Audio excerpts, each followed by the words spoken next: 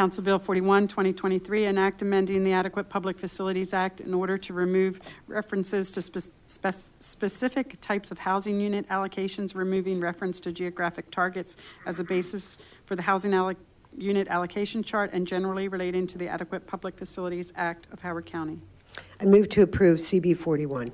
Second. I move to approve Amendment 1 to CB 41. Second. So this amendment is this bill removed Section 16.110, which states that no more than 35% of allocations from the now defunct growth and revitalization category could be used in one planning area. For example, Ellicott City or Elk Ridge on an annual basis. The previous county council added this 35% limiter in order to keep a single planning area from becoming overcrowded. For this reason, I feel that eliminating the section entirely before the initiation of the APFO review committee is premature. My Amendment 1 retains this section with the now defunct allocation categories so that this section can serve as an historical reference for the APFO review committee. If this section were deleted entirely, then the review committee may not be aware of the limiter and would be unable to fully consider APFO's components. There's also an "and be it further enacted" section in my amendment to direct the APFO review committee to consider this section in developing their recommendations. That's my description of this, and now I move to approve Amendment 1 to Amendment 1. Second. Yeah. Yes.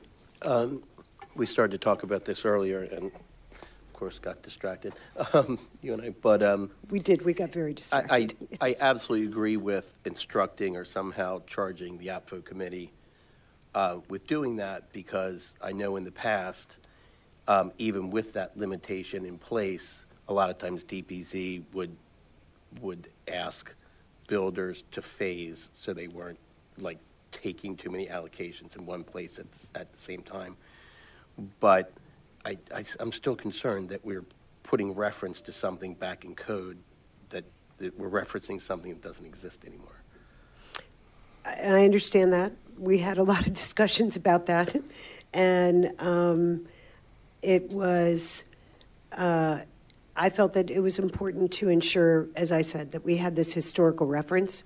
APFO committee has not been put together yet. And if there is nothing in here at all for the APFO committee to look at, then I think it leaves the door wide open to take as many as 600 allocations from the activity center column and put it in one place.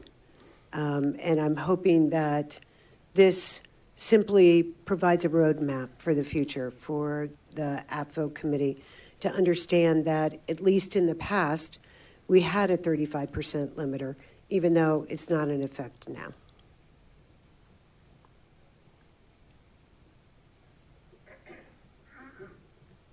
And Amendment 1 to Amendment 1, I'm sorry, is just a technical amendment. Oh, sorry. Okay, I need to look over to my right. Thank you.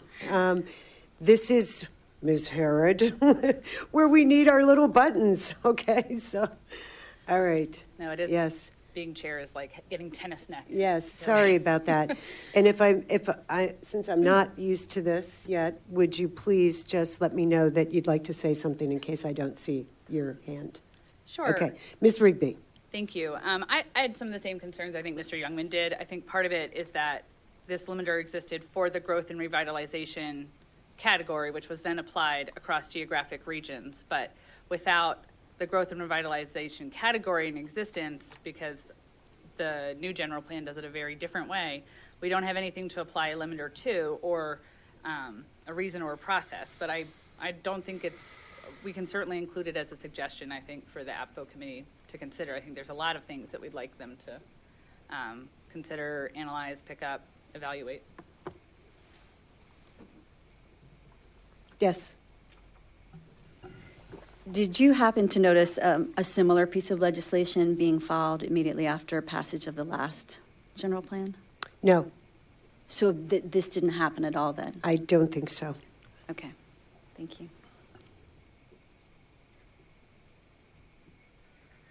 Okay, is there any more discussion?